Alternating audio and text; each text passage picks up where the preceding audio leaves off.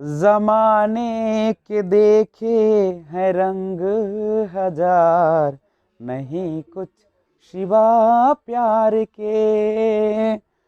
जमाने के देखे हैं रंग हजार, नहीं कुछ शिवा प्यार के।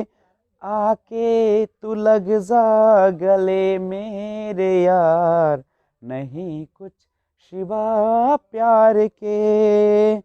जमाने के देखे है रंग हजार, नहीं कुछ शिवा प्यार के। तू है सनम मेरी पहली मोहब्बत, तुझ पे लुटा दूं मैं दुनिया की चाहत।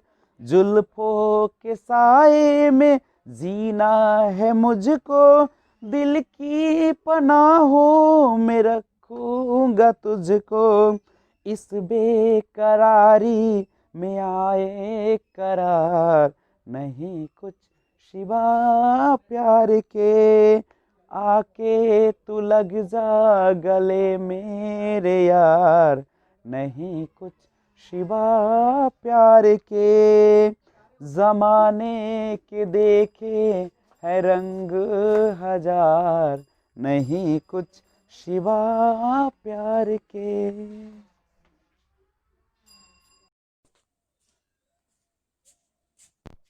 Hello friends, this is Vijay Rajpushp and welcome to learner eyes by VRP. तो हम लोग आज एनसीएफ 2005 के बारे में चर्चा करेंगे। तो सबसे पहले समझते हैं एनसीएफ होता क्या है। इंग्लिश में एनसीएफ का फुल फॉर्म होता है नेशनल क्यूरिकुलम फ्रेमवर्क 2005, यानी राष्ट्रीय पाठचर्या की रूपरेखा 2005। एनसीएफ 2005 के जो अध्यक्ष बनाए गए थे वे थे प्रोफेसर यशपाल, और एनसीएफ 2005 के निदेशक जो थे प्रोफेसर कृष्ण कुमार। ध्यान दीजिएगा, इसकी जो शुरुआत होती है रविन्द्रनाथ टैगोर के पंक्ति से होती है, सभ्यता एवं संस्कृति से। अब एनसीएफ क्यों बनाया गया, आखिर इसकी जरूरत क्यों पड़ी, क्या उद्देश्य था इसका? तो पहला इसका उद्देश्य था कि बच्चों का सर्वांगीण विकास करना। बच्चे को न केवल किताबी ज्ञान से जोड़ा जाए, न केवल कक्षा के ज्ञान से जोड़ा जाए, बल्कि बच्चों का सर्वांगीण विकास, उसका मानसिक, उसका शारीरिक, उसका कह सकते हैं कि भाषाई या जो उसका संज्ञानात्मक है, सारे विकास को इंक्लूड किया जाए और उन्हें स्कूली शिक्षा से जोड़ना, बच्चे को स्कूल के शिक्षा से भी जोड़ा जाए। दूसरा उद्देश्य था एनसीएफ 2005 बालक के मूल्यांकन के लिए सतत माने क्या होता है, रोज, प्रतिदिन, लगातार एवं व्यापक माने क्या होता है, व्यापक का मतलब होता है उसके सर्वांगीण, जिसको आप कह रहे हैं। व्यापकता माने क्या, विस्तार, जिसमें सामाजिक, मानसिक नहीं, शारीरिक, संज्ञानात्मक, भाषाई, चारित्रिक सारे विकास का क्या किया जाए, मूल्यांकन पर बल देती है।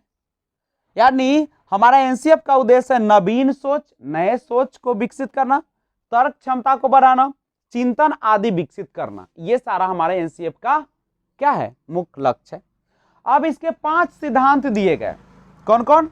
ज्ञान को बाहर जीवन से जोड़ा जाए, बच्चे को न केवल कक्षा के अंदर ही रखा जाए, बल्कि उसको कभी कभी कहीं कहीं पे ले जाया जाए, उसके बाहर जो घटित हो रहा है उससे उसको जोड़कर पढ़ाया जाए, और रटने की प्रणाली को खत्म किया जाए, बच्चे को ज्ञान यानी समझ को बढ़ाया जाए, रटन प्रणाली को बंद किया जाए।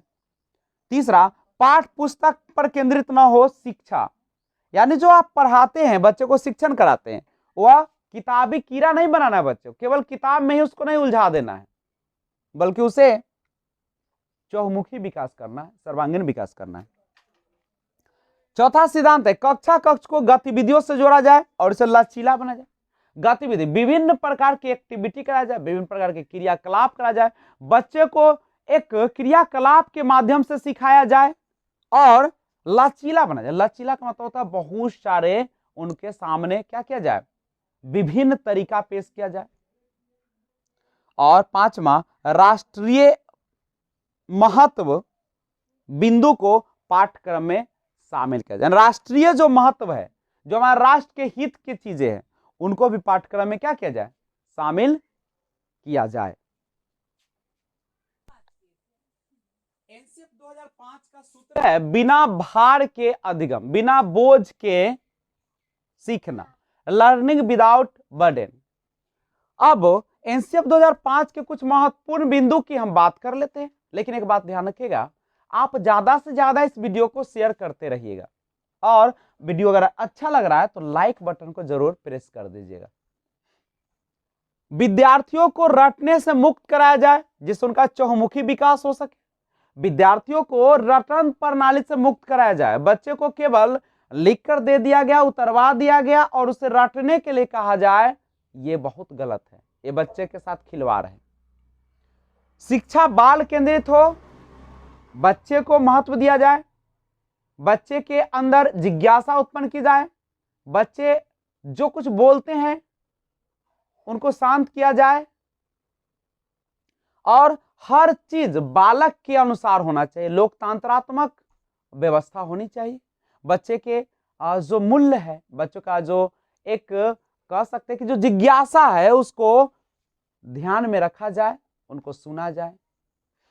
तीसरा, भारत सरकार के MHRD ministry of human resource development की पहल पर प्रोफेसर यशपाल की अध्यक्षता में यह समिति बनाई गई। चौथा, राष्ट्रीय पाठ्यचर्या की रूपरेखा 2005 NCERT पाठ्यक्रम में सुधार लाने हेतु अपनाया गया एक सुधारात्मक कदम है। पांचवा पॉइंट है कि एनसीएफ 2005 14 एवं 15 जुलाई 2004 की बैठक का परिणाम है। छठा पॉइंट है कि एनसीएफ 2005 के महत्वपूर्ण बिंदु बात कर रहे हैं, इसमें बाहरी ज्ञान से जोड़ा जाए। बच्चे को केवल स्कूल में ही बंद न किया जाए, बच्चों को केवल स्कूल में ही शिक्षा मत दी जाए, उसके बाहरी जीवन से जोड़कर स्कूल में पढ़ाया जाए, कक्षा में पढ़ाया जाए। सातवां, एनसीएफ 2005 का निर्माण एनसीईआरटी ने किया। कभी कभी क्वेश्चन डालता है कि एनसीएफ 2005 का निर्माण किसने किया, तो एनसीईआरटी ने। आठवां, राष्ट्रीय पाठ्यचर्या की रूपरेखा 2005 के अनुसार भाषा बच्चे की कैसी होनी चाहिए, मातृभाषा होगी। यानी बच्चे को जो आप पढ़ाएंगे तो किस भाषा में प्राइमरी लेवल पर पढ़ाएंगे, मातृभाषा में पढ़ाएंगे। शिक्षण सूत्र ज्ञात से अज्ञात एवं मूर्त से अमूर्त की ओर होगा। 10वां, तनाव मुक्त शिक्षा का वातावरण देकर शिक्षा देनी चाहिए। और 11वां, अभिभावक को यह संदेश दिया जाए कि छोटी उम्र में निपुणता की आकांक्षा रखना गलत है। बच्चे को मौका दीजिए, बच्चे को सक्रिय रखिए, बच्चे को विभिन्न अवसर उपलब्ध कराइए, क्रियाकलाप करवाइए, लेकिन छोटी उम्र में आप निपुणता की आकांक्षा मत रखिएगा, बच्चे को सीखने पर जोर दीजिए। 12 है, बालक को सृजनात्मक बनने का पूरा मौका दे। बच्चे को ऐसा बनाना है कि बच्चे हर पहलू पर सोचे, बहुत सारे वह समाधान खोजे और वह तर्क कर सके, चिंतन कर सके, समझ को डेवलप कर सके, यानी अपने आप को किसी वातावरण में नयापन ला सके, सृजनात्मक बनने का पूरा मौका दिया जाए बच्चे को। एनसीएफ 2005 के कुछ सुझाव हैं, उस सुझाव को भी देखा जाए। संवैधानिक मूल्यों का विकास करना, बच्चे को संविधान के जो मूल्य है, जो उसकी नैतिकता है, जो उसका चारित्रिक है, उनका भी विकास करने पर जोर दिया जाए। सतत एवं व्यापक मूल्यांकन, लगातार और बड़े पैमाने पर सर्वांगीण यानी उसके चहुमुखी विकास की बात की जाए। खेल को महत्व देना, बच्चे को ऐसा ना कि लगातार आप पढ़ाते जा रहे, बच्चा थक गया है, बच्चे उब गया है, तो उसे खेल में भी आप लगा सकते हैं। जीवन से जोड़ना, आपको वैसी शिक्षा देना जो उसके जीवन में काम आ सके, जीवन से जुड़ सके, जो उसके जीवन में हो रहा है उसी को आधारित करके पढ़ाए। मुक्त वातावरण करके सीखने पर जोर दिया जाए। 6 महीने में शिक्षकों को प्रशिक्षण दिया जाए, यानी शिक्षकों को भी समय समय पर मनोविज्ञान का शिक्षा दिया जाए। ऐसा नहीं कि बच्चे जो है क्लास में बीमार बैठे हुए हैं और आप उसको धिरा रहे हैं, झल्ला रहे हैं और उसकी मनोवृत्ति को समझ नहीं रहे हैं और आप पढ़ाए जा रहे हैं। शिक्षा बच्चों के स्तरानुसार होना चाहिए, जिस स्तर का, जिस लेवल का है बच्चा, उसी अनुसार से शिक्षा दीजिए। मोटी मोटी किताबों को बेकार माना गया, लर्निंग विदाउट बर्डन। बच्चे को किताब मोटा दिखाकर डराए नहीं, धमकाए नहीं, बल्कि उसके अंदर बोझ उत्पन्न न करके आप एक ऐसी शिक्षा व्यवस्था करें जो ज्ञान से भरा हो, समझ से भरा हो। रोजगार परक शिक्षा देना, आप इस तरीके से शिक्षा दीजिए कि बच्चे आगे चलकर वह जो काम करेगा, व्यवसाय करेगा, उसमें काम आए। और पाठ सहगामी क्रियाएं जैसे कि संगीत, चित्रकला, नृत्य, एनसीसी आदि भी शामिल किया जाए। ऐसा नहीं कि केवल किताबी कीड़ा बनाए जा रहे हैं, दिन रात पढ़ाए जा रहे हैं, केवल बच्चे परीक्षा में क्वेश्चन को बनाते हैं और उसका व्यवहार में परिवर्तन नहीं आता है, उसको कोई रुचि ही नहीं किसी चीज में। तो आप उसके अंदर सहगामी क्रिया जैसे संगीत, चित्रकला, नृत्य और एनसीसी आदि का भी ज्ञान उपलब्ध कराए और उसके अंदर रुचि भी जगाए। तो आइए कुछ महत्वपूर्ण बिंदु देखते हैं 2005 के। कक्षा 5, 8 एवं 11 के लिए बोर्ड एग्जाम नहीं होनी चाहिए, बिल्कुल नहीं होना चाहिए। पुरस्कार या दंड वर्जित या सीमित होना चाहिए। पुरस्कार या दंड तो होना ही नहीं चाहिए, अगर होता भी है तो सीमित मात्रा में थोड़ा सा होना चाहिए। मातृभाषा के साथ साथ अंग्रेजी भाषा भी बढ़ाना है उनका।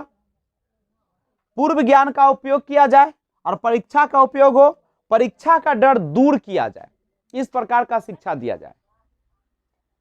मैं आशा करता हूं कि आपको वीडियो अच्छा है, नहीं सबसे अच्छा लगा होगा तो आप इस चैनल को सब्सक्राइब कर दे और बेल आइकन को ऑल पे जरूर प्रेस कर दे, ताकि जब भी मैं वीडियो अपलोड करूं सबसे पहले आपको नोटिफिकेशन मिले। सीटेट के एग्जाम के लिए मैं हर संभव प्रयास आपके लिए करूंगा। कुछ दिन में आपके लिए ऑब्जेक्टिव क्वेश्चन भी लेकर आऊंगा, तब तक आप थ्योरी पढ़ते रहिए। तो इसी वादे के साथ कि आगे एक से बढ़कर एक वीडियो लाऊंगा और आप ज्यादा से ज्यादा लाइक शेयर भी करें और कमेंट बॉक्स में कोई भी शिकायत हो, किसी भी तरह का सलाह देना चाहते हैं तो आप कमेंट करें और लगातार पढ़ें।